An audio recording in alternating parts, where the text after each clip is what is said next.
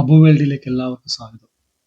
ദുൽഖർ സൽമാന്റെ 41ാമത് ചിത്രം തെലുങ്കിൽ പ്രഖ്യാപിച്ചിരിക്കുകയാണ്. മഹാനടി, ലക്കി ഭാസ്കർ, സീതാരാമം, പ്രകാശം ലോകതാര എന്നീ തെലുങ്ക് ചിത്രങ്ങൾക്ക് ശേഷം 5ാമത്തെ ദുൽഖർ സൽമാന്റെ തെലുങ്ക് ചിത്രമാണിത്. ഡിക്യുവിന്റെ 41ാമത്തെ ചിത്രവും. വിശിഷ്ടാതിഥിയായി എത്തിയിരിക്കുന്നത് നാനിയാണ്. നാനി തന്നെയാണ് ഇതിന്റെ ഫസ്റ്റ് ക്ലാപ്പ് അടിച്ചിരിക്കുന്നത്.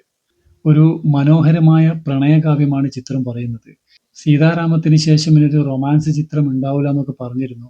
പക്ഷേ ഇതൊരു പ്രണയ ചിത്രമാണെന്ന് അറിഞ്ഞതിന് ശേഷം ഡിക്യുവിന്റെ ആരാധകരൊക്കെ ഇപ്പൊ നല്ല പ്രതീക്ഷയിലാണ്. SLV സിനിമാസിന്റെ ബാനറിൽ നവാഗതനായ ദയ് സംവിധാനം ചെയ്യുന്ന സിനിമയാണിത്. നായികയായി എത്തുന്നത് തെന്നിന്ത്യൻ സൂപ്പർ സ്റ്റാർ പൂജ ഹെഗ്ഡെയാണ്.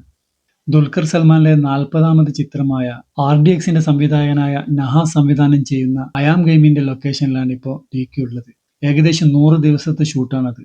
അത് കഴിഞ്ഞാലാണ് ഡിക്യു ഇതിന്റെ ഷൂട്ടിലേക്ക് കടക്കുക. അടുത്ത വർഷം ആദ്യത്തോടു കൂടിയായിരിക്കും ഈ സിനിമയുടെ ഷൂട്ട് തുടങ്ങുക. ആദ്യം അഭിനയിച്ച സിനിമകളുടെ ലൊക്കേഷനിൽ നിന്നും വ്യത്യസ്തമായി പൂർണ്ണമായും അമേരിക്കയിലായിരിക്കും ഇതിന്റെ ഷൂട്ട് നടക്കുക.